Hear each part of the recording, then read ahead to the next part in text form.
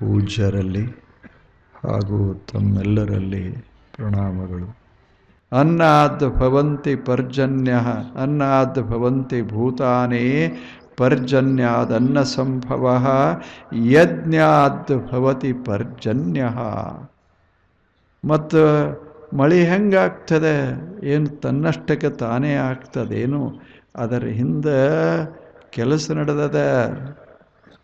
ಅದ ಯಜ್ಞ. ಯಜ್ಞ ಅಂದ್ರೇನು? ಸೂರ್ಯ ತನ್ನ ಉಷ್ಣತೆಯನ್ನು ನೀರೊಳಗೆ ಹಾಕ್ತಾನ. ಸೂರ್ಯ ಆ ಉಷ್ಣತೆ ಯಾವಾಗ ನೀರಿನಲ್ಲಿ ಹೋಯ್ತೋ ನೀರು ಆಕಾಶಕ್ಕೆ ಇರ್ತದೆ.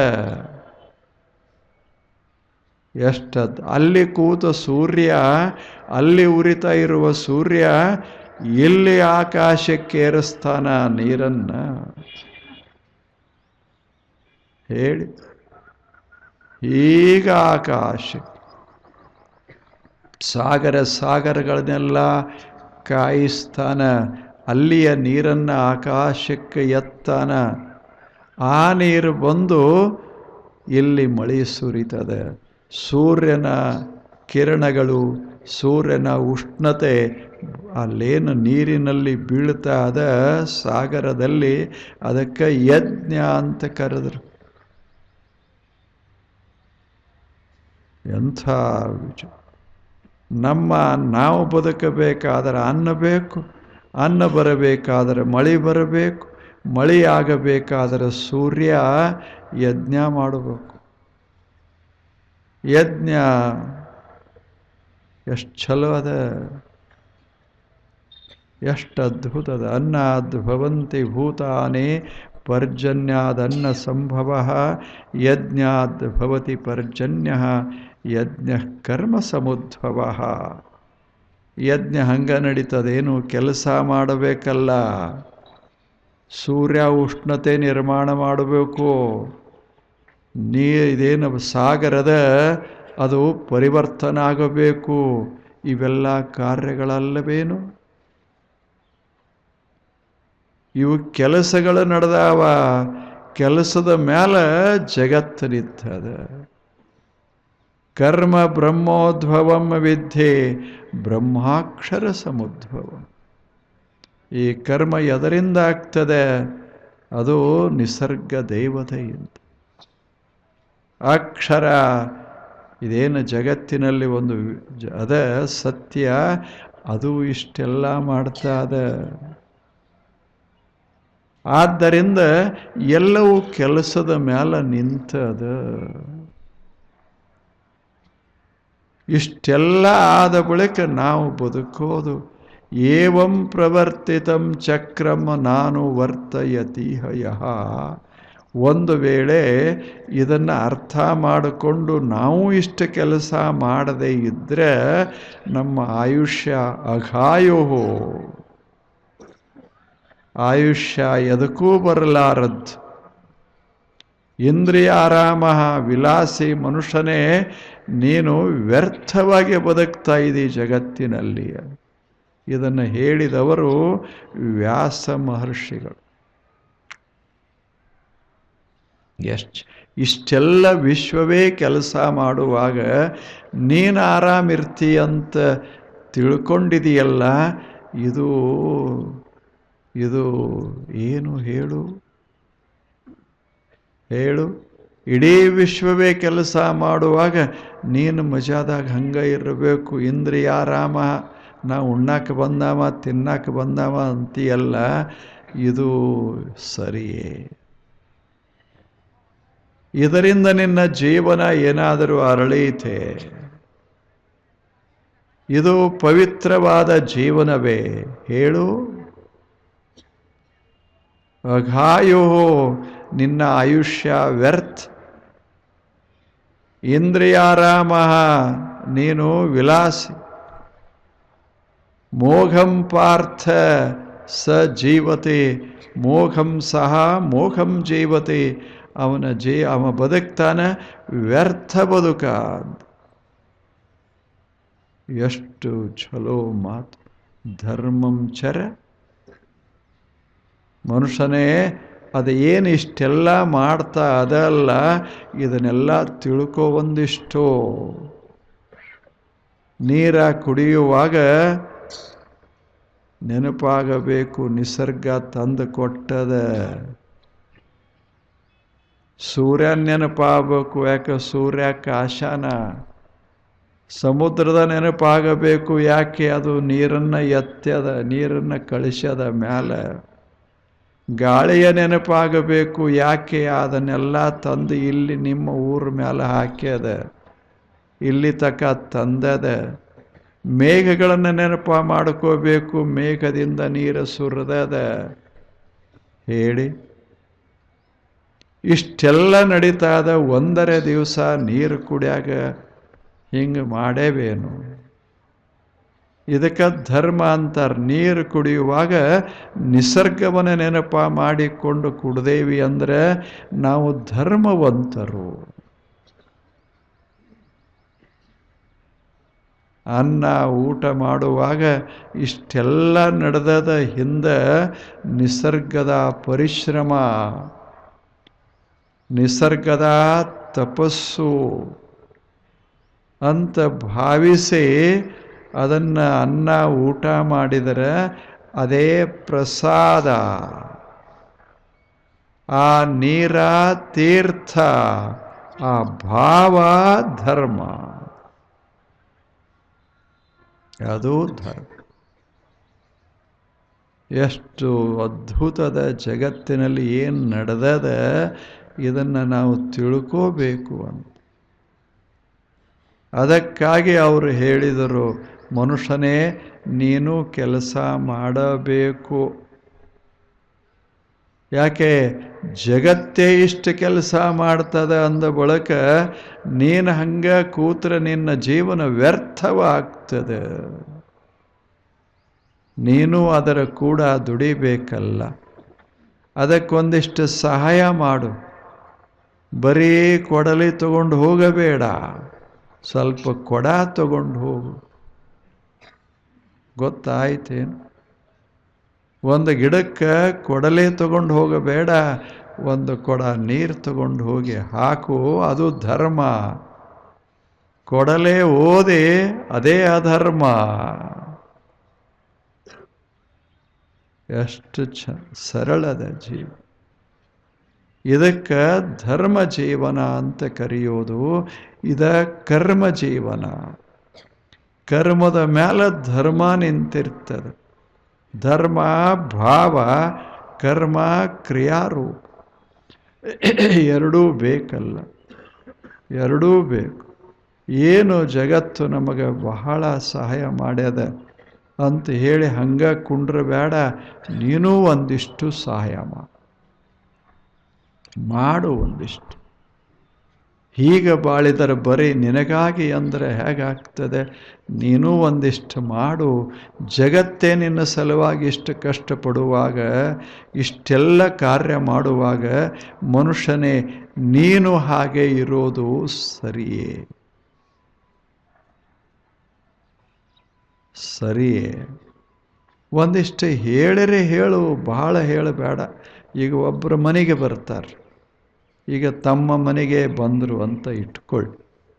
ಪಾಪ ನೀವೆಲ್ಲ ಅವರನ್ನು ಕರೆದು ಕೂಡಿಸಿ ಚಲೋ ಪದಾರ್ಥ ಮಾಡಿ, ಬಂದಾರಪ್ಪ ಒಳ್ಳೆಯವರು ಬಂದಾರಂತ ತಿಳಿದು ಎಲ್ಲ ಪದಾರ್ಥ ಮಾಡಿ ಅವರಿಗೆ ಬಹಳ ಪ್ರೇಮದಿಂದ ಹೀಗೆ ಉಣ್ಣಾಕ ಕೊಡ್ತೀರಿ.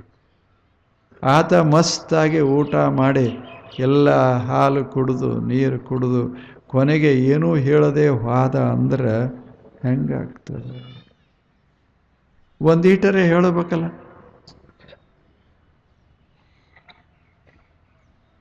ಧನ್ಯವಾದ ಹೇಳೋದು ಬೇಡೇನು? ಪಾಪ ತಾವೆಲ್ಲ ಭಾಳ ನನ್ನ ಸಲುವಾಗಿ ತ್ರಾಸು ತಗೊಂಡ್ರಿ.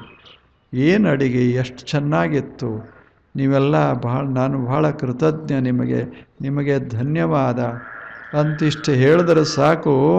ಅದೇ ಧರ್ಮ. ಏನೇನು ಹೇಳದೆ ಮನ್ಯಾಗದ ಕೊಟ್ಟಾನ, ಅದೇನು ದೊಡ್ಡ ಮಾತು. ಮತ್ತು ಕೊಡದೆ ಏನು ಮಾಡ್ತಾನೆ? ಹಿಂಗೆ ಅನ್ಕೋತು. ಆದರೆ ಧರ್ಮ ಏನು ಇದು? ಆ ಬಳಿಕ ಇನ್ನೊಮ್ಮೆ ಕರಿತಾನವ. ಹೇಳಿ, ಜೀವನ ಅಂದರೆ ಏನು? ಕೊಡೋದು ತಗೊಳ್ಳೋದು. ನಾವು ಕೊಡಬೇಕು, ತಗೋಬೇಕು, ತಗೊಂಡ ಬಳಿಕ ಕೊಡಬೇಕು. ಇವೆಲ್ಲ ನಡೀತಾ ಇದೆ. ಕರ್ಮ, ಇದು ಯೋಗ, ಇದು ಕರ್ಮ. ನಾವು 100 ವರ್ಷ ಇಂಥ ಕೆಲಸಗಳನ್ನು ಮಾಡ್ಕೋತ ಬದುಕು. ಕೃತಜ್ಞತಾ ಸ್ಮರಣ ಎಲ್ಲ ಮೊನ್ನೆ ನೋಡಿದ್ದೇವೆ, ನಿನ್ನೆಲ್ಲ ಮೊನ್ನೆ. ಸ್ಮರಣ, ಅದೇ ಕೃತಜ್ಞತಾ. ಯಾಕೆ ಕೃತಜ್ಞನಾಗಿರಬೇಕು ಅನ್ನೋದನ್ನು ನಾವೀಗ ನೋಡಿದೆವಲ್ಲ. ಅನ್ನಾದ್ ಭವಂತಿ ಭೂತ. ಜಗತ್ತಿನ ಮ್ಯಾಲ ನಮ್ಮ ಜೀವ ನಿಂತದ. ನಮ್ಮ ಮ್ಯಾಲ ಜಗತ್ತು ನಿಂತಿಲ್ಲ. ನಾವು ಹೋದರೆ ಏನೇನೂ ಆಗೋದಿಲ್ಲ. ಈಗ ಅಕಸ್ಮಾತ್ ಹೋಗೇ ಬಿಟ್ಟೇವಿ ಅಂತ ಇಟ್ಕೊಳ್ಳಿ. ನನ್ನ ಬಿಟ್ಟೇನೂ ನಡೆಯೋದಿಲ್ಲ ಅಂತ ನಾವು ಅಂತೇವಲ್ಲ. ನೀ ಹೋಗು, ಮಸ್ತ್ ನಡೀತದ. ನೀ ಯಾರು? ಒಂದು ಹಡಗದಾಗ ಒಬ್ಬ ಹೊರಟಿದ್ದ, ಭಾರಿ ಶ್ರೀಮಂತ ಒಬ್ಬ, ದೊಡ್ಡ ಹಡಗ. ಆವಾಗ ಹಿಂಗೆ ವಾದ ವಿವಾದ ಆದ ಕೂಡಲೇ ಆತ ಅಂದ, ನಾ ಏನು ಹಂಗೆ ಬಂದಿನೇನು, $1,00,000 ಕೊಟ್ಟಿದ್ದೇನೆ, ಇಲ್ಲದಿದ್ದರೆ ನಿಮ್ಮ ಹಡಗೆ ಹೆಂಗೆ ನಡೀತದ ಅಂದ. ಆವಾಗ ಹಡಗೆ ಹೇಳ್ತು, ಜಿಗಿ ಅಂತ. ನಾನು ಹೋದ್ರೆ ನಿಮ್ಮದು ಹೆಂಗೆ ನಡೀತದ ಅಂತು ಅಂದ. ಅವಾಗ ಹಡಗೆ ಹೇಳ್ತು, ಹೆಂಗೆ ನಡೀತೀನಿ ಗೊತ್ತಾಗ್ತದ, ಜಿಗಿ ಕೆಳಗ. ಜಿಗದ್ರೆ ಏನಾಗತ್ತೆ? ಹಡಗು ಹೋಗ್ತದೆ ಮುಂದೆ ಅಷ್ಟೆ. ಹಡಗು ಮುಳುಗುತ್ತದೇನು? ಮನುಷ್ಯನೇ, ನೀ ಮುಳುಗಿದರೆ ಹಡಗು ಮುಳುಗುತ್ತದೇನು? ನೀ ಇಲ್ಲಾದರೆ ಜಗತ್ತ ನಿಲ್ತದೇನು? ಯಾರ ಮೇಲೂ ನಿಲ್ಲೋದಿಲ್ಲ. ಹಳ್ಳ್ಯಾಗ ಅಂತಿರ್ತಾರೆ ಒಂದು ಗಾದಿ ಮಾತು. ಏನಂತಾರೆ? ಅಕ್ಕ ಸತ್ತರೆ ಏನು ಅಮಾಸೆ ನಿಲ್ತಾವೇನು? ನಾನು ಅಮಾಸೆ ಮಾಡೋವಳು, ನಾನೇ ಹೋದರೆ ಈ ಅಮಾಸೆ ಯಾರು ಮಾಡ್ತಾರ? ಇದ್ಯಾವುದು? ಅವರು ಹೋದರೆ ಅಮಾಸೆ ನಿಂತ ಬಿಡ್ತಾವೆ. ನಾವು ಹೋದರೆ ಇವೆಲ್ಲ ಹುಣ್ಣಿಮೆ ನಿಲ್ತವೆ ಹೇಳಿ? ನಮ್ಮ ಮೇಲೆ the world does not depend upon us. We have to depend, and we do depend upon the universe. ಅದು ಜಗತ್ತು ಹಾಗದೆ, ಅತ್ಯದ್ಭುತವಾಗಿದೆ. Deliverance, where is this deliverance to be found? Our Master himself has joyfully taken upon him the bonds of creation. He is with us all forever. ಎಷ್ಟು ಛಲೋ ಮಾತು. ಗೀತಾಂಜಲಿ, ರವೀಂದ್ರನಾಥ್ ಟ್ಯಾಗೋರ್. ಎಲ್ಲಿ ನಿಮಗೆ ಸ್ವಾತಂತ್ರ್ಯ? ಎಲ್ಲಿ ವಿಶ್ರಾಂತಿ?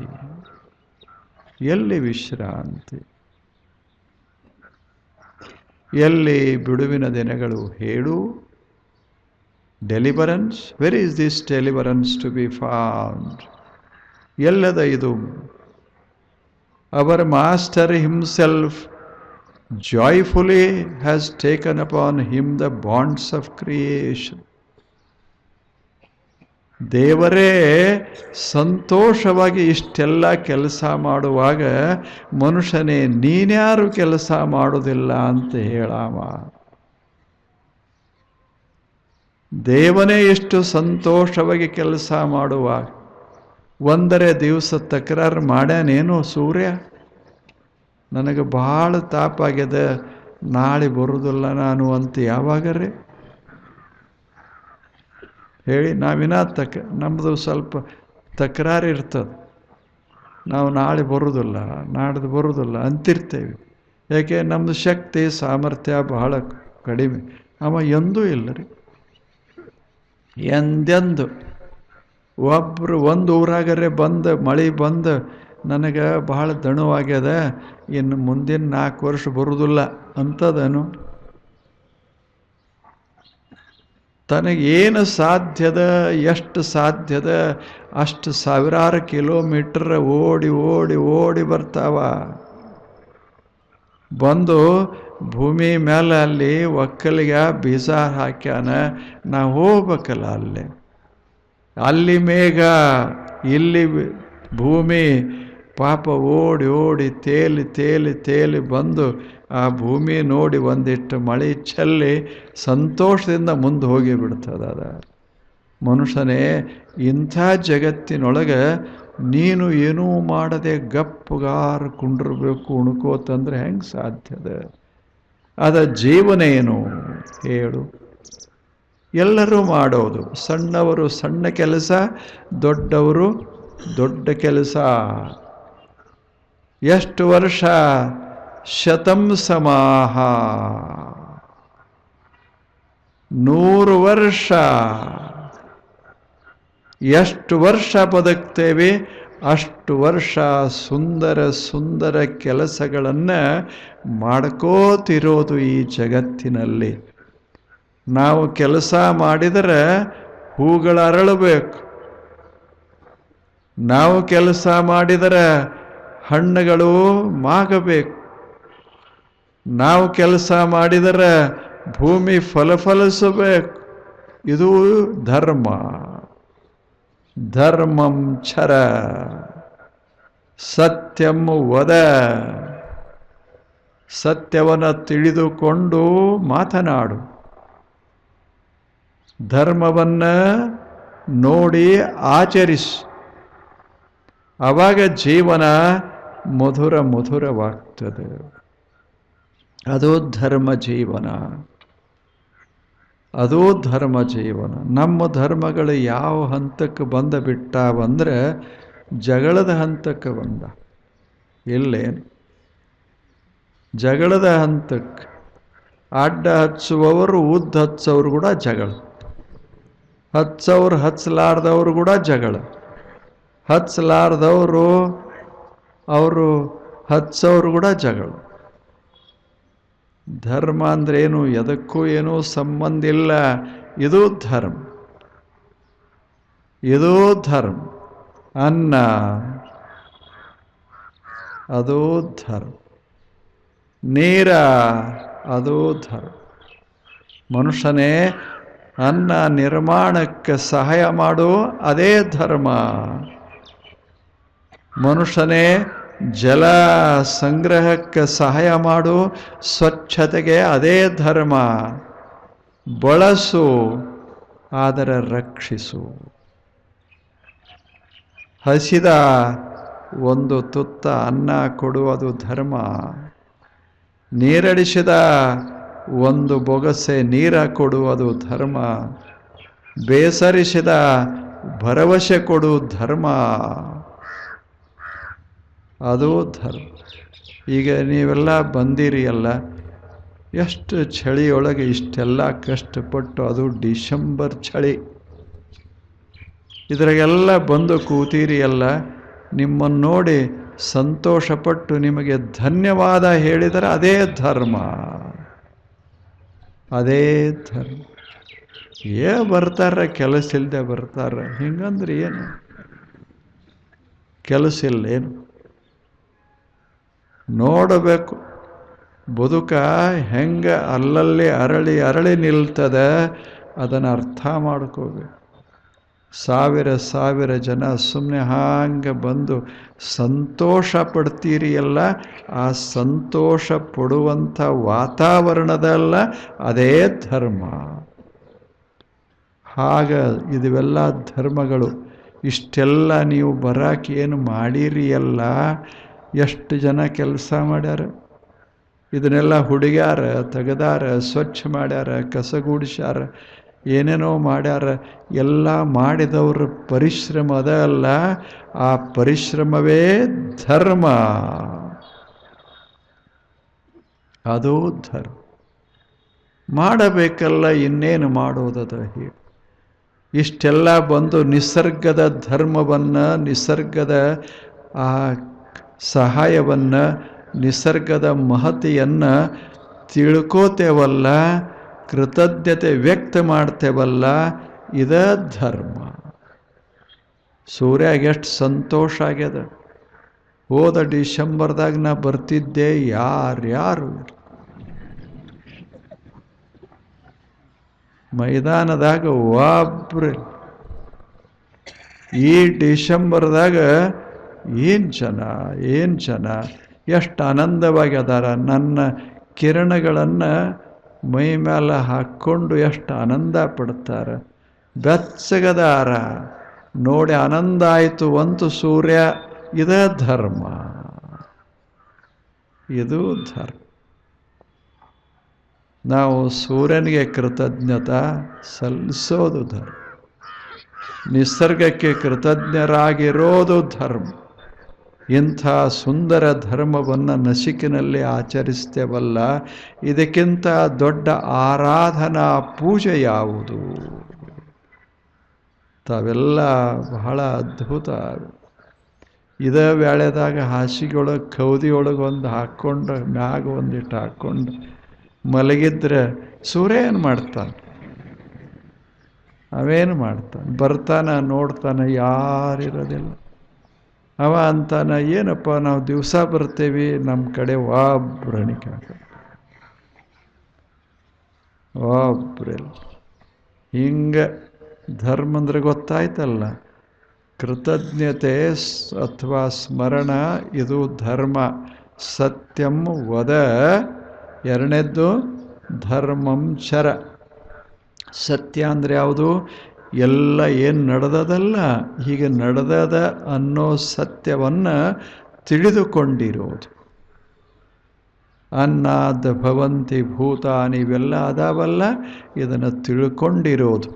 ನಿಸರ್ಗ ದುಡಿತಾ ಇದೆ, ನಾವು ಬದುಕಬೇಕಾದರೆ ನಿಸರ್ಗದ ದುಡಿಮೆ ಕಾರಣ ಅಂತ ತಿಳ್ಕೊಂಡು ಸತ್ಯಂ ವದ